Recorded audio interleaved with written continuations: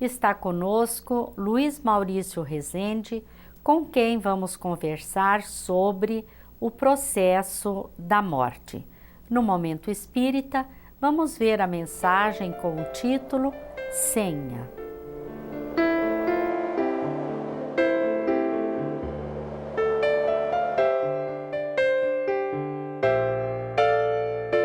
Após o nascimento no corpo físico, a única coisa que temos certeza que acontecerá será a morte. Durante toda a existência, convivemos com esta ideia e a maioria das pessoas a temem. A que podemos atribuir este temor? Como é este retorno à verdadeira vida? O tipo de enterro ou velório que venhamos a ter faz alguma diferença? Depois do Momento Espírita, vamos conversar com Luiz Maurício Rezende sobre este assunto.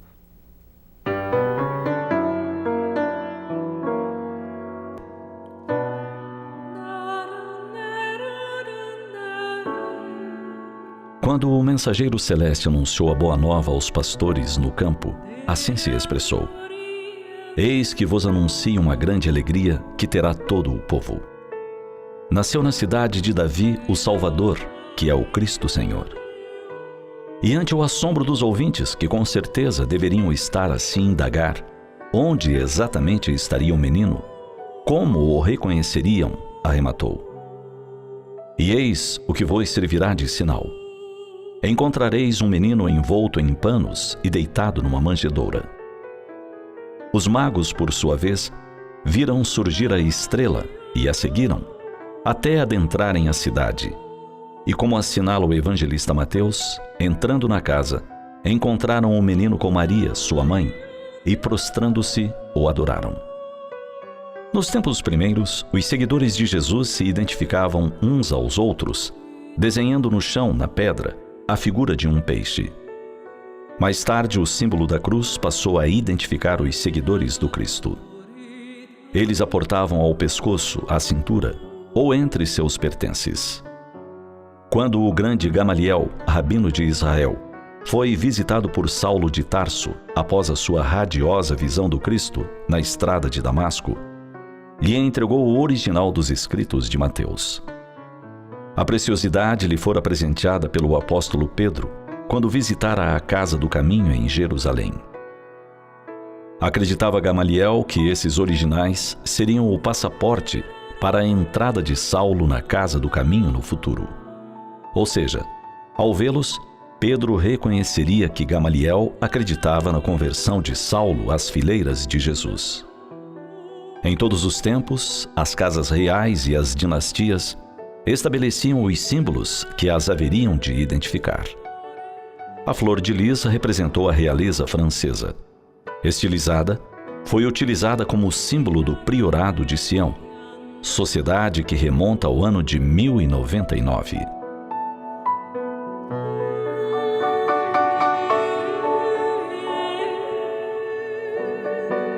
Quando o Mestre Jesus profere suas exortações aos apóstolos, assim se expressa: Dou-vos um novo mandamento, que vos ameis uns aos outros, e que assim como eu vos amei, vos ameis também uns aos outros.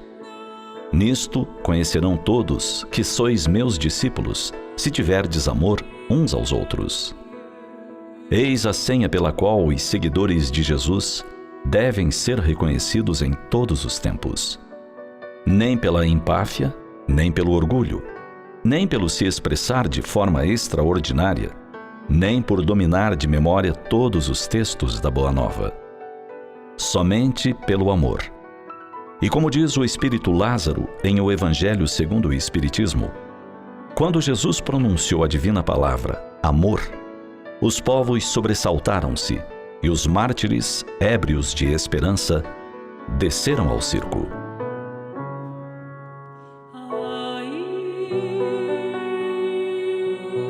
Através dos tempos, muitos dos que nos dizíamos cristãos, nos servimos do poder para subjugar outros irmãos, simplesmente por não comungarem dos nossos mesmos ideais.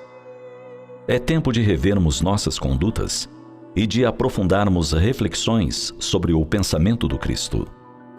Os meus discípulos serão conhecidos por muitos se amarem. Seja esse o nosso sinal. Seja essa a nossa senha em todas as circunstâncias. O amor. Tendo Jesus como modelo do amor, exercitemos a nossa capacidade de nos querermos bem. Mostremos ao mundo que somos discípulos do Senhor das Estrelas, que nossa senha de luz é o amor.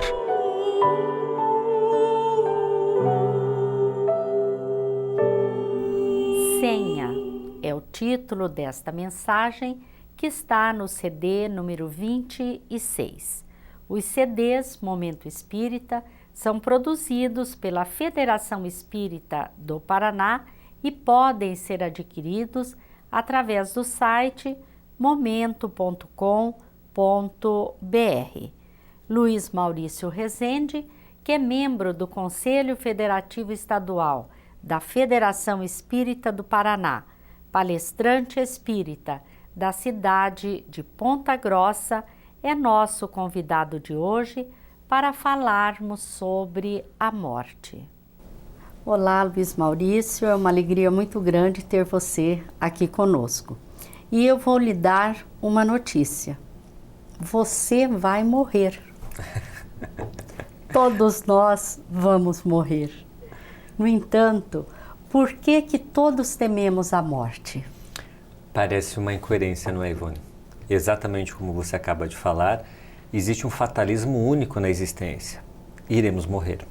O corpo físico que temos a sensação de nos pertencer, muitas das vezes nos confundimos de sermos nós mesmos, inclusive, porque exteriorizamos nossa personalidade, exteriorizamos o nosso eu, assim como as nossas vontades, desejos, capacidades, todas elas são exteriorizadas pelo corpo físico, o que nos dá uma falsa impressão de que nós somos o corpo físico que habitamos.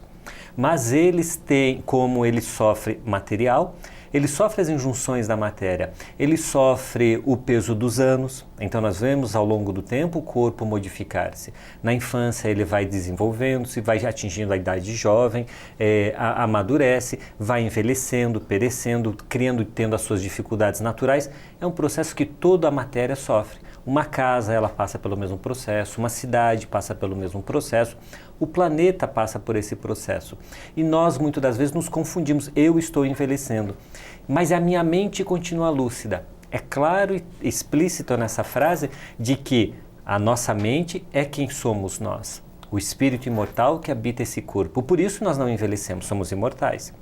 E aí, então, por que nos vinculamos intimamente com esse corpo? Porque temos os sentidos apagados, obnubilados, limitados pelo corpo físico, os sentidos de espírito, nos confundimos um com o outro. E aí então imaginamos que a morte é a própria morte nossa. Imaginamos que nós iremos morrer quando nós não iremos morrer. Quem irá morrer é a matéria que hoje habitamos. E como nós não somos de matéria, nós voltaremos à essência de que nós somos. Porque nós estamos em regime de exceção quando encarnados e não na regra. A regra, espíritos imortais, é viver no mundo de imortalidade. Mas nós estamos vivendo no mundo de mortalidade, de materialidade, de limitação temporal. E nós não temos essa limitação temporal, nós somos eternos. Não iremos acabar. Então, essa confusão, esse vínculo intenso, íntimo com o corpo físico, a ponto de confundirmos nós com o corpo físico que habitamos, nos dá muitas das vezes essa sensação de que iremos morrer. O que gera uns tabus, o que gera muitas das vezes os temores, principalmente a nossa cultura ocidental. Os orientais até têm uma visão um pouco mais clara, lúcida e tranquila a respeito da morte, justamente porque tem explicações. Nós, como não buscamos explicações, como tememos, como colocamos como desconhecida a morte, é melhor não tratar. E claro, como tudo que é desconhecido, ele gera medo. A partir do momento que nós analisamos, que nós construímos na nossa intimidade o entendimento da morte, é natural que o medo se desfaça. E como você colocou, o que nos traz o medo da morte é realmente o desconhecido. O que o Espiritismo nos fala? Morrer é difícil? Se a gente for imaginar fisicamente, fisiologicamente falando, ele é muito simples. Um vírus, uma bactéria, um microvaso que se rompa no nosso cérebro e a matéria já se destrambelha e já não tem mais condição de sustentar a vida orgânica em nós. Então, em termos materiais, morrer é muito fácil. Agora, morrer no sentido de desencarnar, na expressão muito comum no movimento espírita, no vocábulo espírita, ou seja, desvincular-se desse corpo de carne, desse corpo, o que a gente poderia também fazer uma metáfora com a palavra desencarnar, de desmaterializar, ou seja, desvincular-se dessa matéria, talvez seja simples ou complexo, conforme a nossa existência.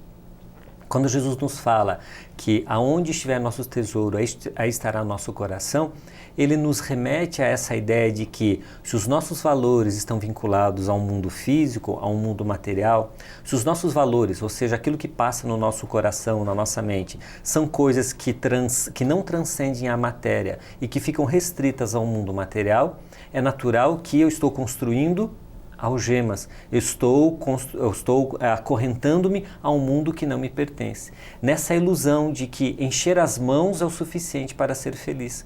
Quando a gente esquece, porque gasta muito tempo para encher as mãos, nessa metáfora, nessa analogia de buscar as coisas materiais, esquece de encher o coração e encher a mente.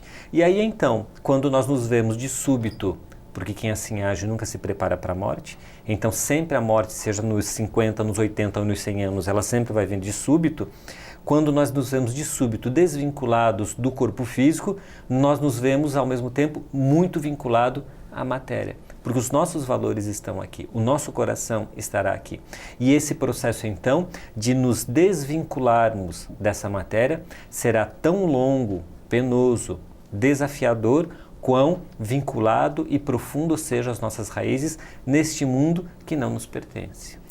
O que causa bastante apreensão também, inclusive é objeto de estudos, né? É o que nos aguarda depois da morte. Você poderia nos falar? O principal encontro que nós temos depois da desencarnação é com a própria consciência. Eu me lembro de uma entrevista que Kardec faz em O Céu e o Inferno, onde ele tem a oportunidade, na segunda parte do livro, de entrevistar ou de trazer as entrevistas que ele fazia comumente, frequentemente, seja na Sociedade Parisiense de Estudos Espíritas ou que ele amealhava de outras reuniões mediúnicas, a parte experimental, científica do Espiritismo, e ele tem então de trazer a oportunidade de trazer alguns exemplos na parte segunda de O Céu e o Inferno. E um dos depoimentos fala a respeito de um senhor que já havia 30 anos desencarnado quando foi evocado na reunião mediúnica. E ele então era visto como uma pessoa proba, de bem, honrada, todos lhe queriam muito bem e só teciam elogios a ele. E a sua neta sugere que evocasse então a memória do seu avô. E quando lhe perguntam se ele era feliz, ele diz que não, que ele sofria as agruras no mundo espiritual. E a neta o interpela nessa entrevista com o defunto, com o morto, com o espírito. Mas como se sempre foi uma pessoa boa, justa, correta? Aos olhos dos homens, aos olhos de Deus não.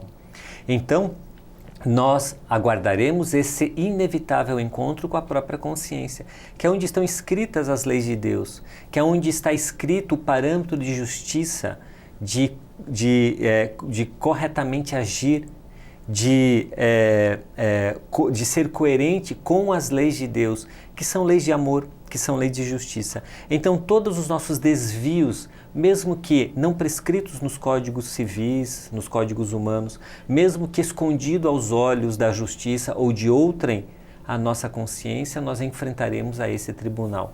Não esse julgamento de Deus, que muitas das vezes nós humanizamos a Deus, imaginando que Ele irá nos entrevistar e julgar analogamente o que acontece nas barras dos nossos tribunais. Não, é o encontro consigo mesmo.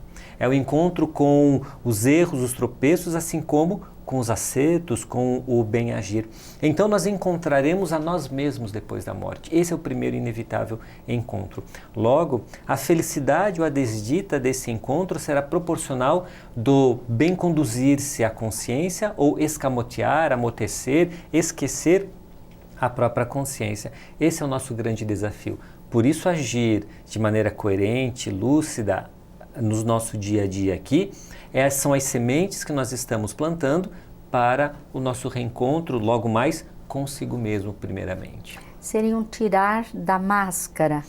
Exatamente. Né? Pois que aqui muitas vezes nós procuramos disfarçar aquilo de negativo que é em nós. Não é? Temos a possibilidade, não é? Porque como esse entrevistado, que comentamos do Céu e Inferno, aos olhos do mundo ele conseguiu passar-se incólume como uma pessoa proba e honesta.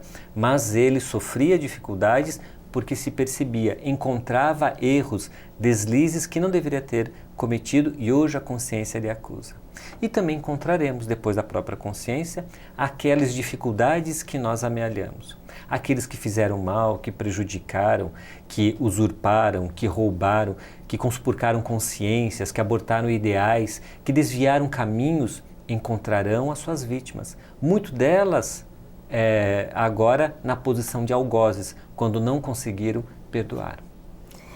Você se referiu ao encontro com a consciência e os familiares, que é uma grande preocupação da pessoa em desencarnar e deixar, né, os familiares. Haverá esse reencontro no plano espiritual? Essa sensação e esse desentendimento da morte é tão forte, Ivone, que a gente tem uma expressão muito comum que a gente utiliza. Eu perdi o meu parente, eu perdi meu pai, eu perdi minha mãe. Perder é não saber aonde está, é não ter como encontrar, é não saber por onde começar. Esse é o sentido de perder. E nós não perdemos ninguém, porque os laços de amor, eles desconhecem o tempo e a distância. Então, muito embora estejamos distantes, porque um do lado material ainda na vida e outro já no mundo espiritual, ou muito embora o tempo, os anos ou as dezenas de anos que nos separam entre a desencarnação de um e de outro, o amor mantém-se como laço firme e bem atado desde que tenha como origem a nobreza efetiva do sentimento. Então nós iremos nos reencontrar com aqueles que amamos, com aqueles que nos antecederam na desencarnação, com aqueles parentes que já se foram, amigos que já se foram e que estarão lá felizes por nos encontrar. Nós podemos fazer uma metáfora como que ao desencarnar pegamos um navio, saindo de um porto para atracar no outro lado do oceano, do rio, na outra margem. Quando lá chegamos, estarão alguns também no cais, nos esperando, nos acenando, felizes porque retornamos à casa. Enquanto que no cais do lado de cá, no porto do lado de cá, aqueles que se despedem em lágrimas pelas saudades, os do lado de lá nos recebem em alegria pelo reencontro. Luiz Maurício, todo mundo tem o mesmo processo ou passa pelo mesmo processo para morrer? Ou seja, acontece da mesma forma? André Luiz, espírito amigo, através das suas obras pela mediunidade de Francisco Cândido Xavier, ele nos diz que os processos de reencarnação e desencarnação, eles diferem à infinitude, cada um de nós tendo muito particular. Por quê? Ele reflete o nosso estado íntimo, as nossas necessidades. Quando encarnamos, o nosso processo de encarnação, o nosso desvincular do mundo espiritual, o vincular do corpo físico que começa a se formar no ventre da mãe, nosso planejamento, o corpo que iremos tomar e que iremos desenvolver, tudo isso é muito próprio das nossas necessidades, daquilo que planejamos para essa viagem. Porque nascer é um planejamento, é uma viagem planejada, onde algumas coisas nem tudo é previsto, algumas coisas podem tomar outro rumo, podemos tomar outra decisão. E o desencarnar é o concluir a viagem, é voltar para casa. Então a volta também ela vai ser proporcional a tudo aquilo que carregamos na mala ao longo dessa viagem. Tudo aquilo que colocamos na mala e tudo aquilo que nos desfizemos dessa mala, desse baú de viagem, quando nós iniciamos a jornada. Esse baú, nessa metáfora, esse baú de viagem é o nosso coração. Nós nascemos com valores e com possibilidades e recursos na intimidade emocional e intelectual nossa. E nós podemos optar em adquirir alguns, por exemplo, ao longo da existência eu posso desenvolver desafetos, inimigos, raiva, ódio de alguém porque fez isso ou aquilo comigo, uma amizade traída, um compromisso não cumprido. E aí então, ao invés de perdoar, eu decido odiar profundamente. Coloquei no baú do coração uma pedra que não existia. E posso fazer ao contrário também. Reencontrar desafetos de outras existências, daqueles em que rapidamente a gente bate o olho e já se faz um certo antagonismo, uma dificuldade. E trabalhar com isso. Se aperceber com dificuldade de querer bem, de se relacionar, de ter uma amizade fraterna, no mínimo, com essa pessoa, um companheirismo, e vamos trabalhando o sentimento para que aquele mal-querer, aquele mal-estar vá se diluindo ao longo dos anos, se desfazendo, então eu vou retirando uma pedra que havia no meu coração. Então nós desencarnaremos com a somatória de tudo aquilo que a gente carregou, tudo aquilo que a gente tirou e tudo aquilo que a gente colocou. Um fato que tem causado preocupação e questionamento é a cremação, né? Faz alguma diferença o tipo de velório ou de enterro que nós venhamos a ter? Quando a gente fala no aspecto externo, muitas das vezes as pessoas falam, né? Eu vou oferecer, algumas vezes até para alívio de consciência, porque não fez durante a vida, na desencarnação, eu vou oferecer o melhor para meu pai, para minha mãe. E aí compra o caixão mais caro, coloca as flores mais caras, os arranjos mais elaborados, e aí gasta um certo dinheiro com a lápide, com a pedra, o mármore, o granito mais adequado, quando na verdade tudo é desnecessário disso. Porque quando nos damos conta no mundo espiritual da nossa realidade, nós não somos mais aquele corpo. Então estamos homenageando aquilo que não somos mais, aquilo que não amamos, porque nós não amamos o corpo de alguém. As paixões, os desejos mais vulgares e mais simples, ou mais elementares, sim. Mas o amor, efetivamente, não é do corpo, e sim da alma. Então, uma vez que a alma deixa o corpo, aquele corpo já não é mais o nosso objeto de amor. Então, vamos homenagear o quê? Muito melhor seria se homenageássemos com o sentimento, com a prece, ou fazer o bem a outra em nome de fulano, de Beltrano. Então, ao invés desse dinheiro gasto, eu vou oferecer algo para alguma instituição que faça a beneficência a alguém, uma instituição de caridade, vou auxiliar em algo que está lhes faltando, eu vou comprar em nome desse meu ente querido, eu vou comprar uma TV para um lar de idosos, quando a TV deles é acanhada, pequena, ou está mesmo quebrada, e aí os idosos podem se divertir ou passar o tempo num espaço melhor, numa TV melhor. Muito mais nobre do que gastar coisas que não fazem muito sentido.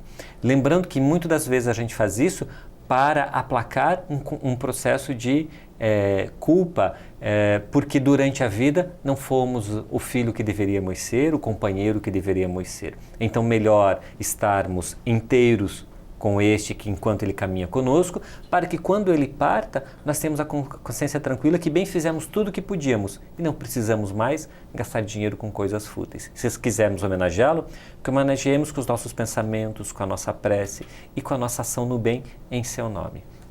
Quanto ao aspecto, se nós somos cremados, se fomos efetivamente enterrados, como tradicionalmente acontece na nossa cultura, pouca diferença faz, porque aquele que está muito vinculado ao corpo, ele irá sofrer as agruras de qualquer maneira, seja através do queimar do corpo, seja através da decomposição do corpo. Então, o vincular-se, o grande problema nosso não é o processo em si, o grande problema é o vínculo nosso ainda com esse corpo. Então, tanto faz, nós falamos, porque fulano era uma pessoa má, era uma pessoa muito egoísta, muito material, ele vai ficar vinculado com o corpo, então não vamos cremar, ele irá acompanhar a decomposição. Não podemos dizer como nenhum dos sofrimentos desses... Teria que perguntar o que ele prefere, né? Mas como nenhum desses sofrimentos são físicos, porque nós não temos mais o sistema neuronal, não é do mesmo sentimento, mas são todos morais, a gente tem a sensação e a imaginação que isso está acontecendo, não podemos dizer que decompor, que queimar ou qualquer outra coisa são sofrimentos diferentes, são do mesmo nível, da mesma intensidade e da mesma dificuldade. Porque o sofrimento é moral, não é, Luiz? Porque o sofrimento é de caráter moral. Nós agradecemos a sua participação, sua presença aqui conosco. Agradecemos a todos que mais uma vez estiveram conosco e lhes desejamos muita paz.